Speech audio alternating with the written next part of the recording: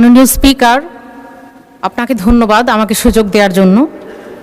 আমার সম্পূরক প্রশ্নটি আগের প্রশ্নের সাথে রিলেটেড। আমরা জানি যে বর্তমানে অর্থনৈতিক কাঠামো, দেশের অর্থনৈতিক অবস্থাটা ভেঙে পড়েছে। দেশে কর্মসংস্থান, উৎপাদন ও বিনিয়োগে স্থবিরতা বিরাজ করছে। মুদ্রাস্ফীতি নিয়ন্ত্রণে উচ্চ সুদের হার নীতির প্রভাব পড়তে শুরু করেছে বিনিয়োগ ও কর্মসংস্থানে। বাংলাদেশ ব্যাংকের সর্বশেষ তথ্য অনুযায়ী চলতি বছরে মার্চের শেষে ব্যাংক খাতে অতিরিক্ত তারল্যের পরিমাণ দাঁড়িয়েছে 3,78,135 কোটি টাকা। এক বছরের ব্যবধানে এ অলস তহবিল বেড়েছে 58.31%। গত বছরের মার্চে অতিরিক্ত তারল্যের পরিমাণ ছিল 2,38,845 কোটি টাকা। বিশ্লেষকরা বলেছেন, উচ্চ সুদের হারের কারণে ব্যবসায়ীরা নতুন ঋণ নিতে আগ্রহ হারাচ্ছেন। বর্তমানে অনেক ক্ষেত্রে ব্যাংক ঋণের সুদের হার 14% ছাড়িয়ে গেছে।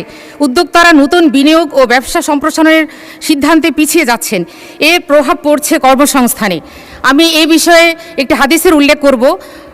আমাদের প্রিয় রাসূল বলেছেন, সুদের অর্থ যতই অধিক হোক না কেন, অবশেষে তার পরিণতি হয় অসচ্ছলতা।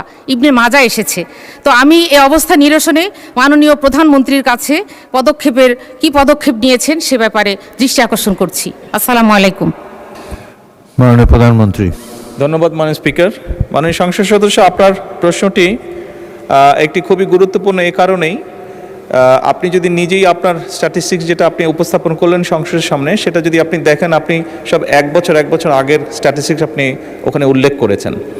এখন আমরা জানি স্বৈরাচারের সময় এই দেশে কি হয়েছে, এবং নিশ্চয়ই মাননীয় সংসদ আপনি এতটুকু বুঝতে পারেন, ব্যবসা বা বিজনেস বা ইকোনমি এমন একটি বিষয়, এটি আপনি আজকে করলে আগামীকাল কি আপনি এটার রেজাল্ট পাবেন না, সেটি ভালো হোক বা খারাপ হোক যেটি। সেই জন্য এটি আপনি যেমন খারাপ পলিসির কারণে এটা স্পিল ওভার ইফেক্ট যেরকম আস্তে আস্তে আমাদের কাঁধে এসে পড়েছে, ঠিক একইভাবে এই জিনিসগুলোকে কারেক্ট করে নিয়ে আমরা যেই বর্তমান সরকার যেই পদক্ষেপগুলো নিচ্ছে, এটার স্পিল ওভার ইফেক্ট বা এটার একটা পজিটিভ রেজাল্ট পেতেও মাননীয় সংসদ সদস্য কিছু সময় আমাদের জন্য অপেক্ষা করতে হবে। সব সময় সুদের হার কমালেই যে বেনিফিট পাওয়া যাবে তা নয়। আমি একটু আগে, আপনি নিশ্চয়ই খেয়াল করেছেন যে একটু আগে আমি বলেছি যে এই বিষয়টি নিয়ে আমরা পর্যালোচনা করছি। যদি ক্ষেত্র বিশেষে দেখা যায় যে সুদের হার কমালে বেনিফিট পাবেন ব্যবসায়ীরা, দেশের অর্থনীতি বেনিফিট পাবেন, তাহলে নিশ্চয়ই আমরা সেটি করব।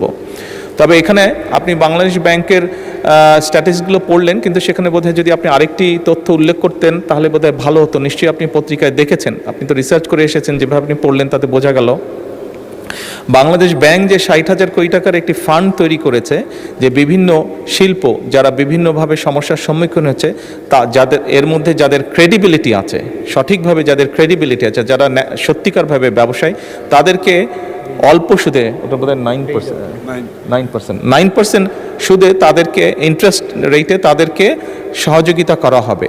এইটি কেন আপনার দৃষ্টি এড়িয়ে গেল বুঝলাম না, কারণ এটি তো বাংলাদেশ বর্তমান,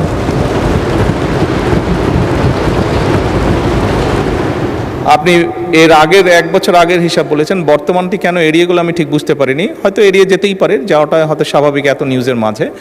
আপনাকে অনুরোধ করব আগামীতে আরও আপডেট ইনফরমেশন নিয়ে আমরা আলোচনা করব। ধন্যবাদ মাননীয় স্পিকার।